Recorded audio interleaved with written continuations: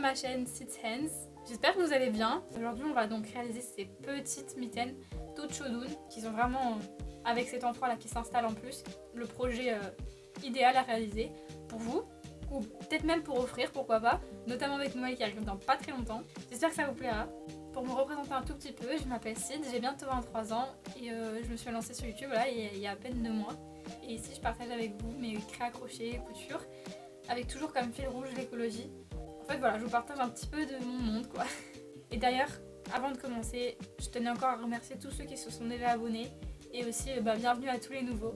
Et aussi s'il vous plaît, soyez indulgents, c'est les premières fois que je fais des vidéos et du coup c'est encore un peu en phase de test. Et aussi c'est surtout la première fois que je partage ma voix. Donc c'est quand même pas anodin, surtout pour une personne timide.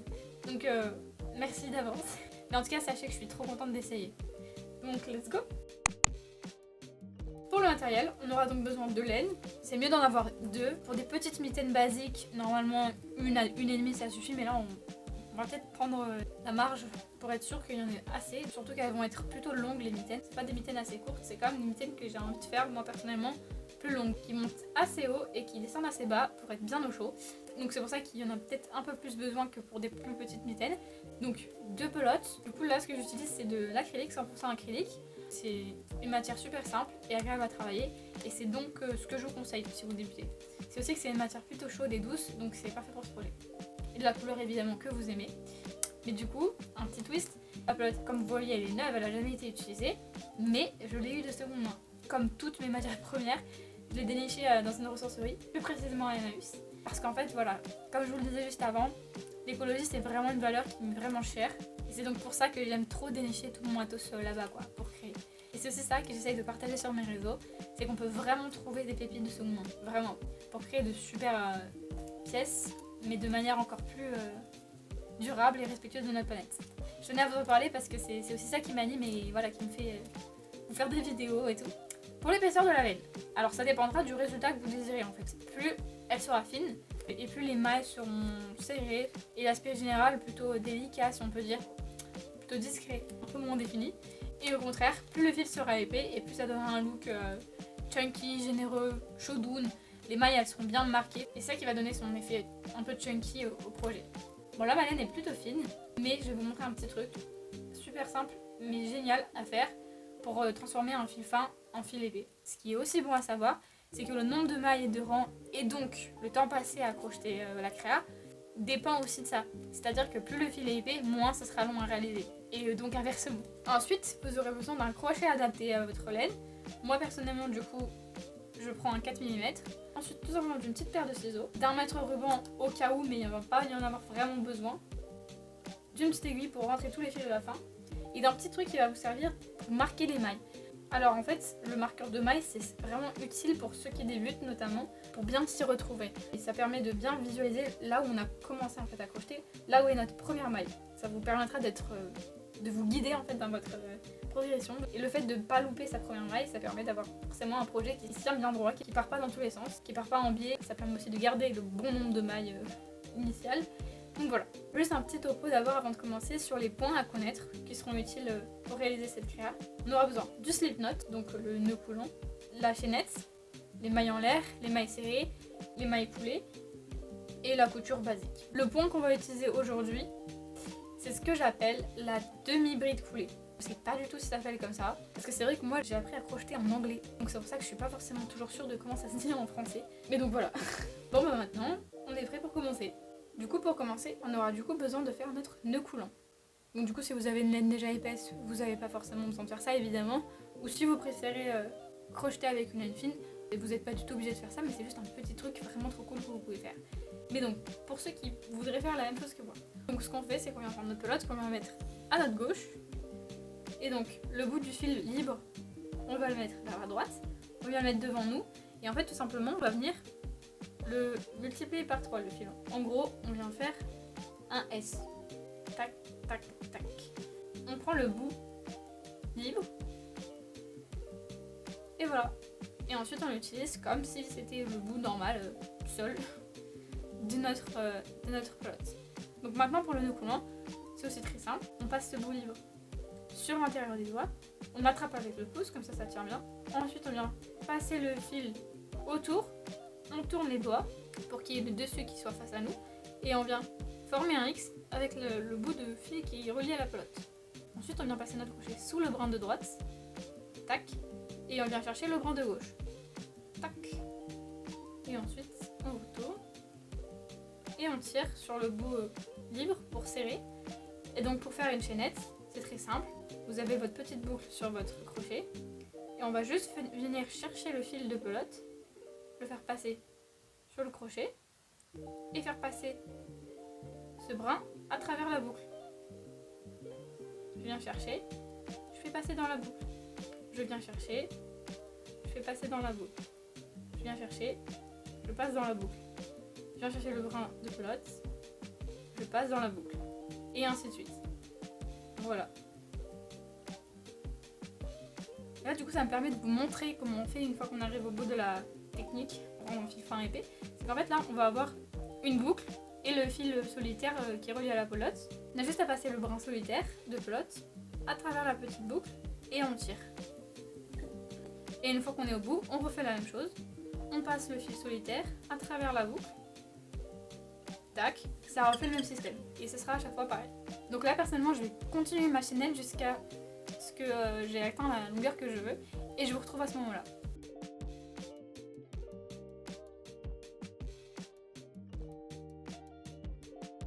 Voilà, donc moi j'en suis à 35 mailles, c'est la longueur que moi je veux. En vrai vous n'êtes pas obligé de faire pareil, vous pouvez faire moins si vous voulez que vos mitaines soient un peu plus courtes. Vous pouvez en faire plus, après si vous faites plus de mailles, il faudra certainement plus de laine. Donc ça du coup je peux pas vous dire que vous aurez besoin que de 2 pelotes, peut-être plus. Pour des mitaines qui vont à peu près de là à là, personnellement ça fait 22 cm. Donc voilà. Donc quand on arrive à ce stade, donc là on a notre nombre total de mailles dont on a besoin pour avoir la bonne taille. Et en fait on va venir en rajouter une autre en plus, qui est en fait pas une maille qui va compter dans le compte total. En gros cette maille elle va servir de base, en fait elle va rehausser un petit peu le crochet par rapport à la chaînette de fondation. En gros on peut pas crocheter comme si c'était la première maille parce qu'en fait ça va défaire tout simplement. Vous voyez, si je crochette dans cette maille qu'on peut considérer comme la dernière, vous allez voir ce que ça va faire. Ça fait un truc bizarre, ça marche pas. Mais même pour les rangs d'après où ça peut marcher, en fait malheureusement ça va déséquilibrer, ça va pas bien aligner le projet et en fait ça va juste servir de rehausser un petit peu le rang qui va suivre pour que ce soit bien droit. Donc personnellement j'en fais 35 plus une. Maintenant on va passer au point dont on a besoin, que personnellement j'appelle la demi-volée de coulée. Donc on a notre petite boucle sur notre crochet, on a toujours une boucle sur le crochet de toute façon. Et ce qu'on va venir faire, c'est du coup, encore une fois, pas dans cette maille mais dans la suivante, on va passer le fil au-dessus du crochet, faire passer le crochet dans la maille, venir chercher le fil, faire passer dans la maille, et ensuite faire couler cette troisième maille, vous voyez, enfin cette troisième boucle, ça fait 1, 2, 3, dans les deux précédentes. Et voilà. Du coup, comme je disais, pour les personnes qui débutent, qui ont besoin peut-être que ce soit plus clair visuellement, je vous conseille du coup de mettre votre petit marqueur de rang. Et d'ailleurs, comme marqueur de rang, vous pouvez prendre ce que vous voulez. En vrai, il y a des trucs qu'on appelle des stitch markers, les marqueurs de maille qui sont spécifiques au crochet, au tricot. Moi, j'ai pris ici une épingle à nourrice, mais vous pouvez prendre aussi un trombone, des bobby pins. C'est mieux pour les débutants d'avoir un truc comme ça qui se ferme bien. Vous avez juste à faire passer votre petit marqueur de maille à travers la première maille. Comme ça, vous savez que c'est la première maille et que du coup, dans le prochain rang, il faudra insérer d'abord dans celle-ci. Donc on continue. Dans la suivante, pour se distinguer, vous voyez, quand on a déjà travaillé dans une maille, on voit qu'il y a un petit espace. Après, ça va s'unifier dans le projet final, mais là, on voit quand on travaille que ça fait un petit espace, alors que là, vous voyez, c'est très serré. Donc, c'est dans la prochaine maille, on voit qu'il est fermé en gros. On a notre petite boucle sur notre crochet. On vient faire passer le fil au-dessus du crochet. Le crochet, on le fait passer dans la maille. On vient chercher le bout du fil qu'on va faire passer dans la maille. Et ensuite, cette troisième boucle, on vient la faire passer dans les deux précédentes. Tac. Donc, ici.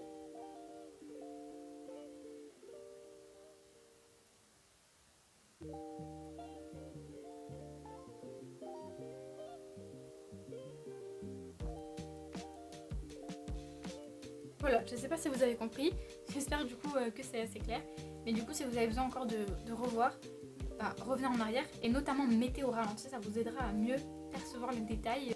Ça vous permettra de voir vraiment bien les mouvements qu'on fait. Donc là, je vais continuer à en faire quelques-unes pour continuer de vous montrer. Et ensuite, je terminerai de mon côté et on se retrouvera à la fin du rang.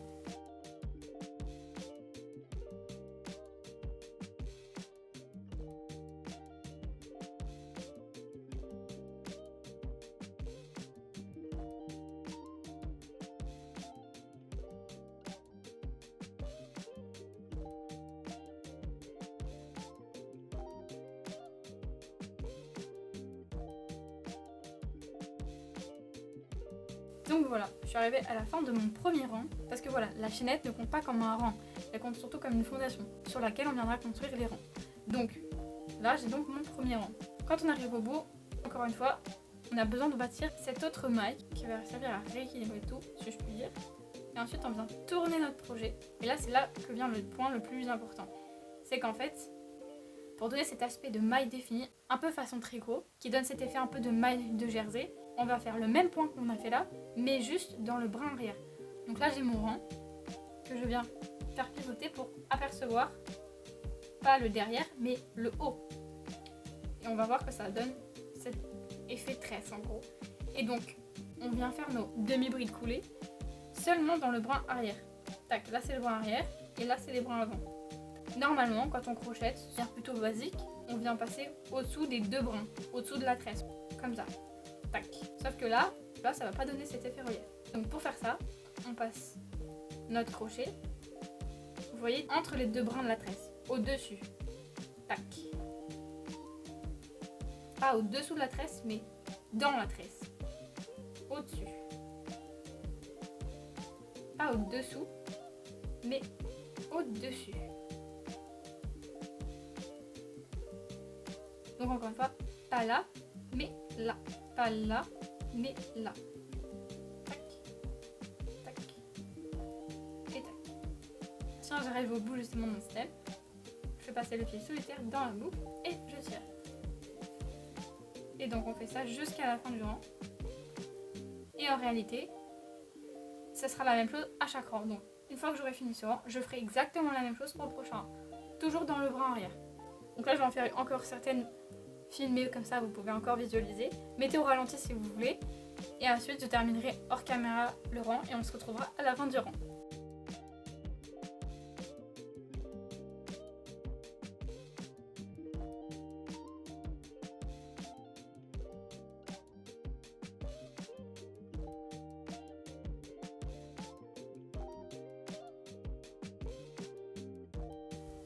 Donc voilà, je suis arrivée au bout de mon deuxième rang. Comme tout à l'heure, on vient faire notre maille équilibrante. On tourne. On refait notre maille dans le brin arrière seulement.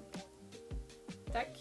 Et on vient placer notre petit marqueur sur cette nouvelle première maille. Et ensuite, on vient faire la même chose que au rang précédent. Vraiment, c'est tout pareil. Notre demi-bride coulée dans le bras arrière seulement jusqu'à la fin. Et en fait, on vient répéter ça pour tous les prochains rangs. Donc le process, c'est aussi simple que ça. Il n'y a pas 36 milliards de points, c'est juste ça. Répéter jusqu'au bout en fait. Au bout d'un moment, vous allez choper le pli et vous allez le faire beaucoup plus rapidement et sans trop y penser. Vous allez certainement passer un moment un peu déconnecté. Enfin, c'est vraiment un projet super agréable à crocheter dans ce contexte-là, un peu showdown, un peu cocooning. Voilà. Ensuite, il n'y a plus qu'à juste continuer de faire ça jusqu'à atteindre le nombre de rangs qui correspond en fait à votre tour de main en fait. Vous aurez juste à essayer pour voir si ça vous va. Le nombre de rangs n'est pas vraiment important, juste il faut le compter pour être sûr que du coup pour la deuxième mitaine on ait le même nombre, mais en soi moi j'en faire un certain nombre, mais vous pourrez en avoir un différent, un inférieur ou un supérieur, dépendamment de votre tour de main, voilà. Et donc on se retrouve quand j'ai fini tous mes rangs. Donc voilà, je suis arrivée au bout de ce que j'avais besoin d'avoir. Personnellement, j'ai 22 rangs. Encore une fois, ça pourra dépendre de ce dont vous avez besoin pour faire le tour de votre main. Personnellement, c'est ce qui me va. Et maintenant, il ne reste tout simplement qu'à fermer. Donc pour ça, dans notre dernière maille, en fait, on vient tout simplement tirer le fil et laisser une certaine marge pour pouvoir coudre tranquillement. Vaut mieux en avoir trop que pas assez. il y a une chose à laquelle il va falloir faire attention, c'est le sens de nos mailles. Là, nos mailles, vous voyez, elles font une espèce de V qui va vers là. On dirait comme une petite tresse qui va dans ce sens. Pour que ce soit plus joli, personnellement, je préfère qu'elle soit comme ça, dans ce sens. Le pic de la tresse, on va dire, qui va vers le bout des mains. Je trouve que ça donne un effet un peu à l'envers en fait. Je sais pas si vous comprenez ce que je veux dire, mais pour moi, c'est pas le sens que je préfère. Si c'est ce que vous préférez, faites comme vous voulez. Moi, perso, le sens que je préfère, que je considère comme à l'endroit, est celui-là. Donc voilà, je viens prendre le bon côté face à moi. Je viens prendre mon bras et je le mets dedans pour pouvoir voir où est-ce que je veux que ça se ferme, où est-ce que je veux que ça soit placé à peu près. Personnellement, pour pouvoir marquer les emplacements pour la couture, je viens tout simplement prendre un blend parce que j'ai perdu mes marqueurs de rang. Mais vous, si vous en avez, prenez vos marqueurs de rang, évidemment, ce sera plus simple. Voilà, personnellement, je pense que ça vienne au-dessus des phalanges, ça me va bien.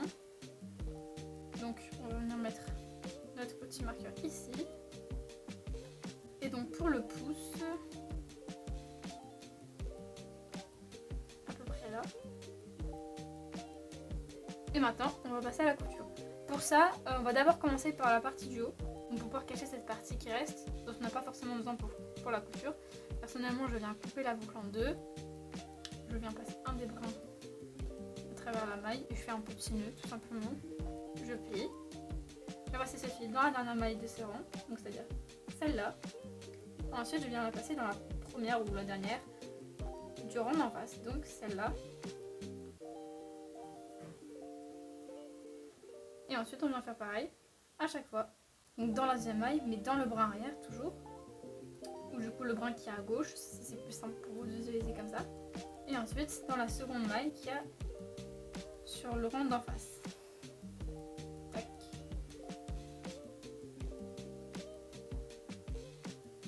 Dans la troisième maille, brin arrière toujours. Et dans celle d'en face.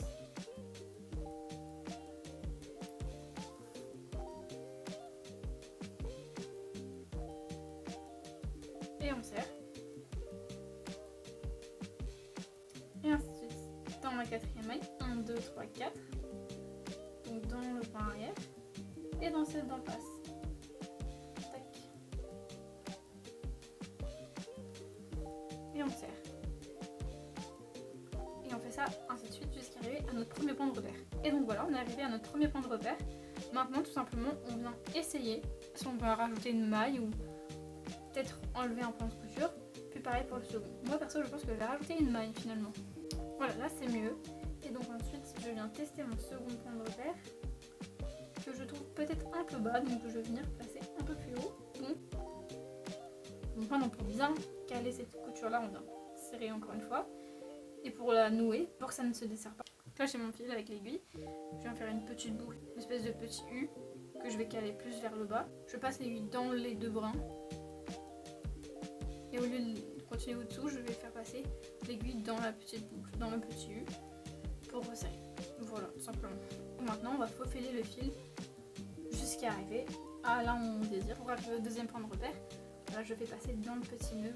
C'est sentir que ça passe un peu entre les fils. C'est ça qui va faire que ça ne voit pas de l'extérieur. Tac. On arrive à notre deuxième point de repère et on fait la même chose. Donc dans le bras arrière, dans cette même maille. Et là on va faire la même technique, on va faire un petit nœud histoire de bien sécuriser le tout. Tac. On va refaire pareil dans les deux brins cette fois-ci. Comme ça on est sûr que ça cale. Donc je remonte une dernière fois. En gros notre fil, on vient faire un petit U comme ça. On vient passer au-dessus. On prend dans les deux brins. Et au lieu de faire passer au-dessous pour faire juste une couture normale, on vient mettre l'aiguille dans le petit U, la petite boucle, pour que ça puisse serrer. Et voilà. Ensuite on continue jusqu'en bas. 2.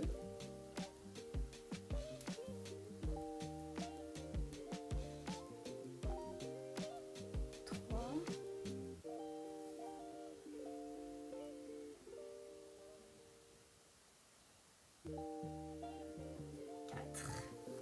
4, 5 et comme ça jusqu'à arriver au bout. Donc moi vous avez vu que j'en aurai 16. Donc là j'ai fini ma 16e maille et donc là je vais vous montrer comment finir tout simplement proprement ce qui reste. Donc on vient tout simplement faire passer notre fil dans le petit nœud à la slip knot du début. Et on va le refaire passer dans la dernière maille. Et on vient faire encore une fois ce petit nœud. Donc on peut passer l'aiguille dans la boucle. On peut le refaire une deuxième, une troisième fois pour être sûr que ce soit bien serré. Encore une fois la boucle, je passe l'aiguille dedans et je tire, je serre. Et voilà. Et là, la dernière étape, c'est de rentrer tous les petits fils, donc ça c'est archi simple. Là, on va tout simplement le faire passer dans les mailles.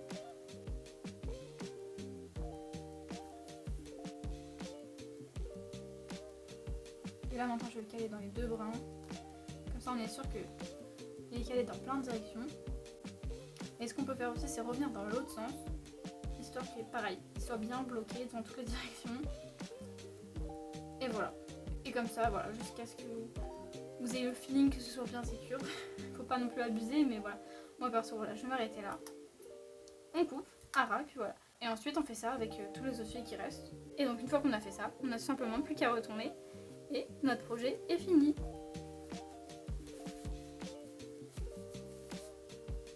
Et donc voilà, on a notre petite mitaine toute chaudoune. Bravo, vous avez réussi jusque là. Donc maintenant, ce sera super simple pour reproduire la deuxième. Voilà, j'espère que ça vous a plu et que vous adorez votre paire de mitaines. Dites-moi ce que vous en avez pensé, parce que voilà, c'est une première. Pour moi, c'est la première fois que je fais une vidéo comme ça, longue. Un vrai premier tuto. Et voilà, j'ai kiffé et j'aimerais vraiment que vous me donniez vos retours. Ah, je dis ça, je dis rien, mais c'est pour que la prochaine vidéo soit en rapport avec ces petites mitaines. Un truc qui va bien matcher avec. Je n'en dis pas plus, j'espère qu'elle vous plaira aussi. Merci vraiment beaucoup d'avoir regardé. Si vous avez regardé jusqu'au bout, vraiment je vous remercie du fond du cœur. Et d'ailleurs, si le cœur vous en dit, n'hésitez pas à liker, commenter, partager, voire même de vous abonner. Ça me ferait vraiment super plaisir. Et ça m'aiderait vraiment beaucoup, ça me soutiendrait voilà, sur cette nouvelle aventure YouTube. Et si vous voulez m'y joindre, ça me ferait vraiment super plaisir et ça me toucherait beaucoup. Voilà, merci encore une fois et à bientôt.